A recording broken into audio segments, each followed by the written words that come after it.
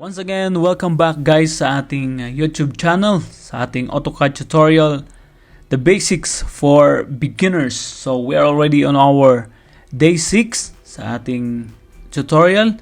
So guys, I have prepared for you 4 commands for today. First is copy. The second one is mirror. The third one is offset. And the fourth one is array.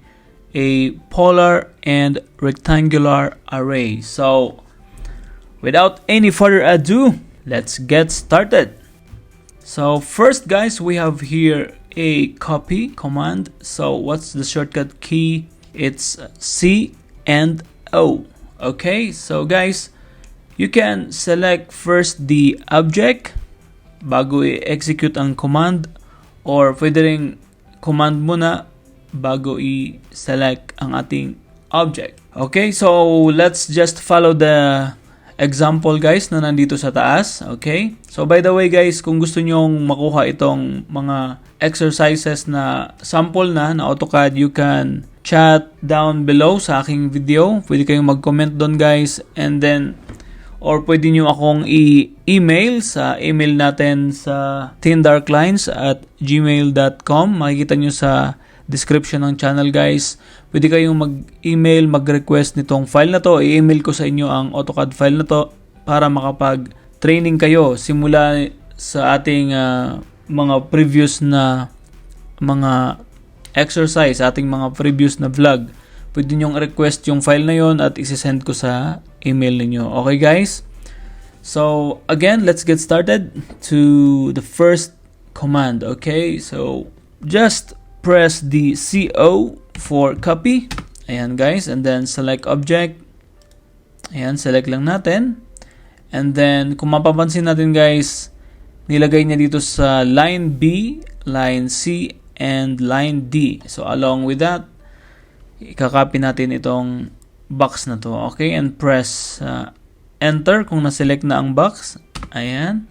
So grab this corner dito guys, sa corner na to. Just click the corner. Ayan.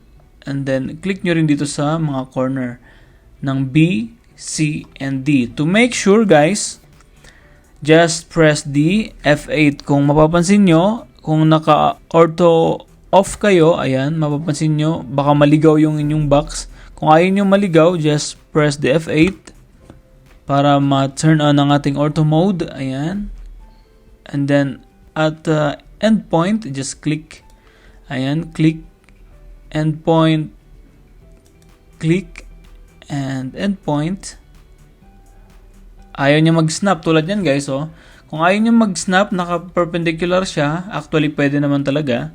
Pero kung gusto nyong talagang sure na endpoint yung inisnapan niya, just press the shift key on your keyboard and then right click. Ayan, hanapin nyo yung endpoint. And then pagbalik nyo, nandyan na yung endpoint. So, just click here. Ayan, kung tapos na, just press enter or spacebar or escape. Okay? So, ayan guys, ganyan lang kasimple ang ating pagkakopy ng object. Ayan. Kung gusto niyo naman, like for example, ito, try natin i-copy dun sa ibang, dito sa may taas. Just command CO once again. Ayan. Pwede nyo siyang dalhin dun sa taas dito. Pero kung ayaw nyang lumipat kasi naka-ortho siya, just press the F8 to turn off the ortho mode. Ayan. Pwede nyo na siyang dalhin dito sa kahit saan. Ayan. Okay? Like for example, ayan. Okay guys, napaka-simple lang, okay? Napakadali lang, okay? So, may mga technique pa yan sa pagka-copy. I-discover nyo lang guys. Yan, delete ko muna. Yan. Okay?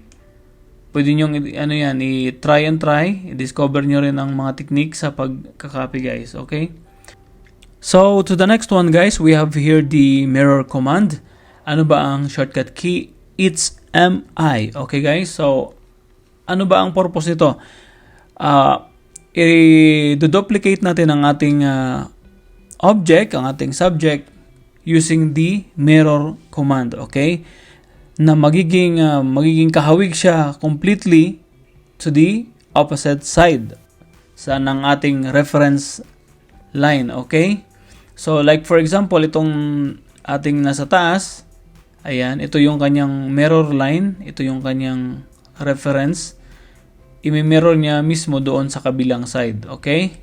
So, let's take a command, MI, and then press spacebar or enter. Ayan, select the objects. So, ayan guys. And then, kung na-select na, press spacebar once again. And then, specify the first point of mirror line. So, ano ba yung first point niya? Ito, letter A. Ayan. And then, second point, letter B.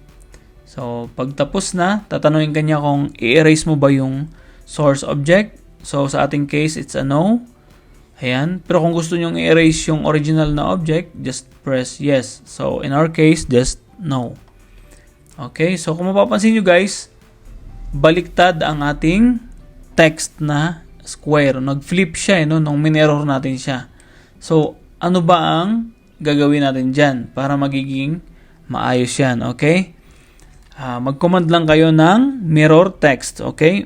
Mirror text. Ayan, lumabas na. Ito guys, itong mirror text. Ito yung mirror text. Mag-command lang kayo guys ng mirror text. Okay? So, yan yung mirror text. So, ito na yun guys. Click. And then, enter the value. So, kung mapapansin nyo dito, meron siyang default na 1. So, ang gagawin nyo dyan guys, palitan nyo yan ng 0. Okay? Just type 0 and then press enter. Ayan. Pag nag-mirror kayo ulit, mapapansin nyo ang pagbabago. Okay, so just type MI for mirror and then press spacebar, select objects. Ayan, and then press enter.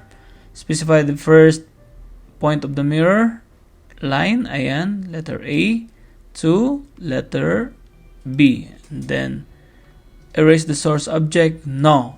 Okay, so mapapansin nyo guys na naitama na natin ang ating text, hindi na siya nag-flip.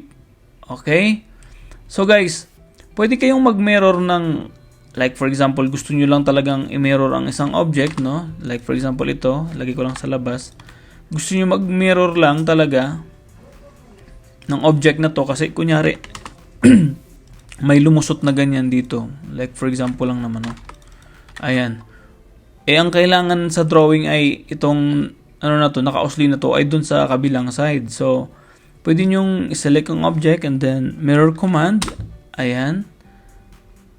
Tapos, specify the first point. So, wala kayong line dito guys na boundary. So, imaginary, iisipin nyo may line dito kahit wala naman. Okay? So, click the first point. Ayan. Ang technique dyan guys, para magiging align, hindi siya tumabingi, dapat naka-ortho ortho mode. So, tulad niyan, hindi siya naka-ortho mode, di mo mapapansin na tumatabingin na pala siya. So, ang sekreto diyan para maging straight aligned, turn on ang ortho mode. Okay, so press F8. So, ayan, naka-ortho na yan, guys. Pag-click nyo dito sa taas, mag-click ulit kayo ng isa pa dito sa baba para magiging ganyan ang pagkaka-mirror niya. Kung gusto nyo naman sa top, dito kayo mag-click sa kabilang side naman. Okay? So, try natin dito sa baba. Ayan, and then press yes kung i-delete natin yung ating source na object. Okay, just yes. Ayan, na-delete na yung ating source. Ito na yung ating kailangan. Okay? Nagets kaya guys, nagets natin. Okay, hopefully nagets nyo guys. Okay?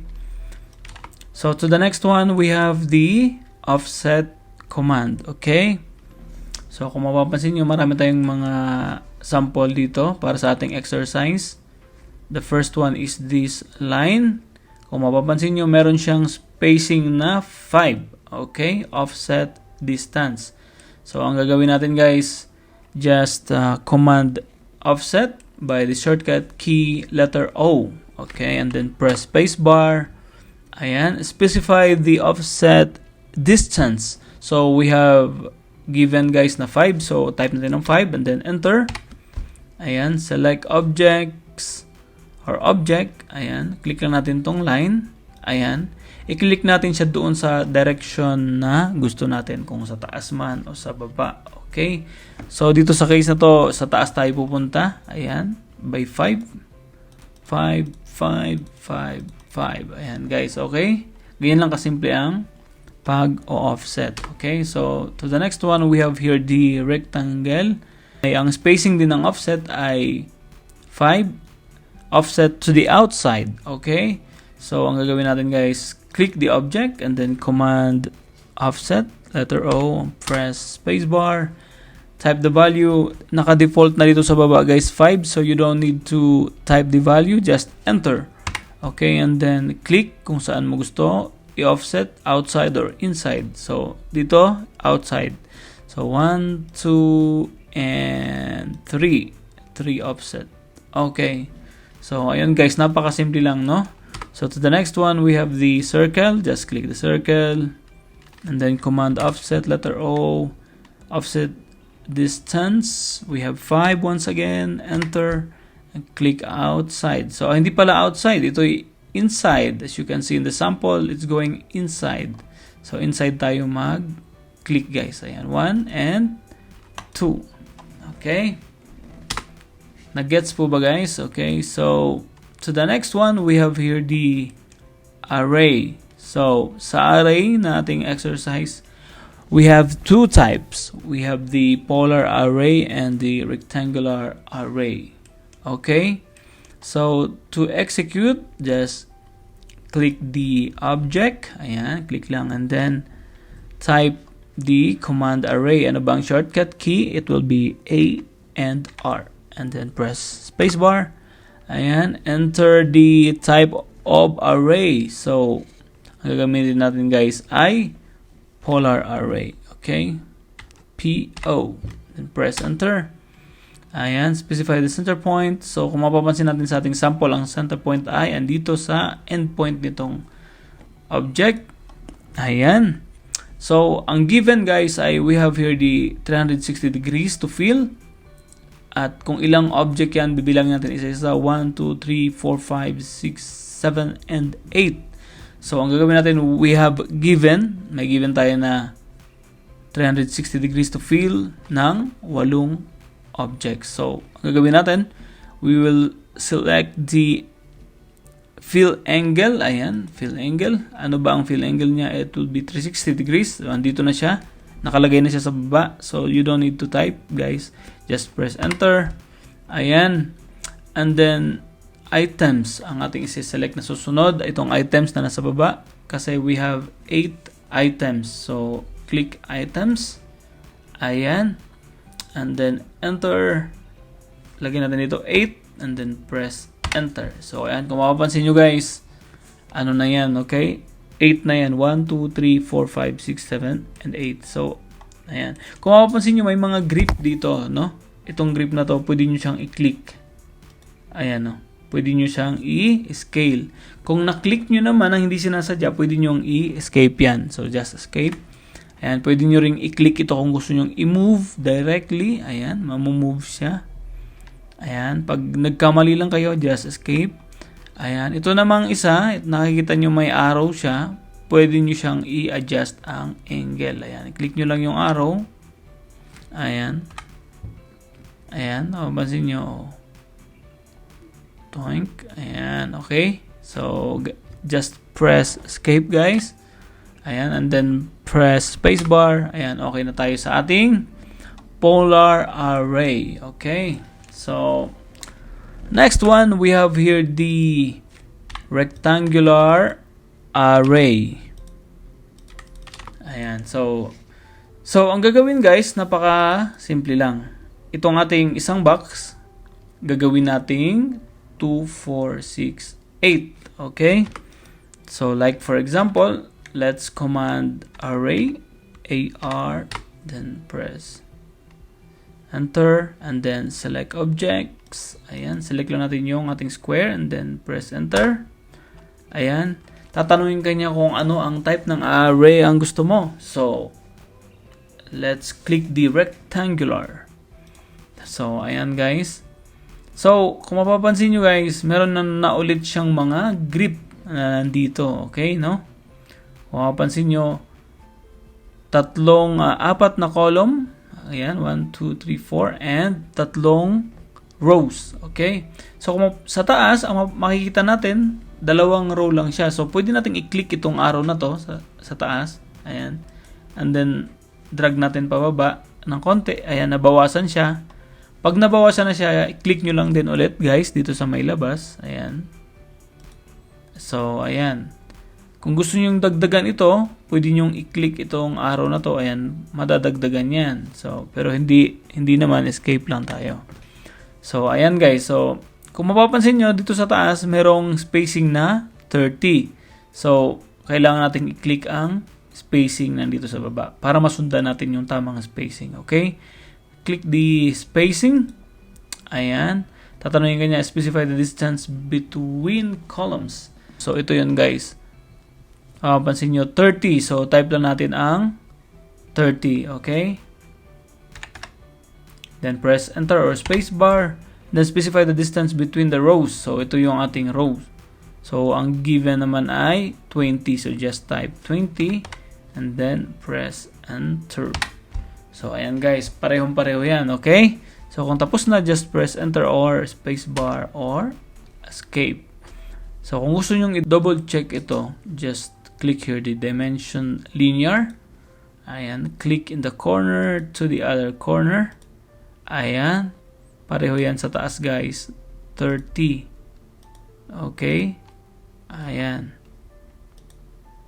Tapos sa baba naman, it will be 20. Ayan guys. So, I hope you understand guys sa ating mga topic for today. At I'm hoping na ipapractice nyo na mabuti ang mga bago nyo natutunang commands, bago nyo pa man yan makalimutan. Okay guys? And thank you so much guys for checking in, and thank you so much sa pagsubaybay sa aking channel guys. Please guys, please hit that like button, and please share nyo rin sa inyong mga kaklase, sa inyong mga kaibigan na nagpa-practice din ng AutoCAD. Thank you so much guys, and please subscribe to my channel guys. Sa inyong isang subscription ay malaking tulong ito sa pag-grow ng aking YouTube channel. Thank you so much guys, and see you next time. Bye bye.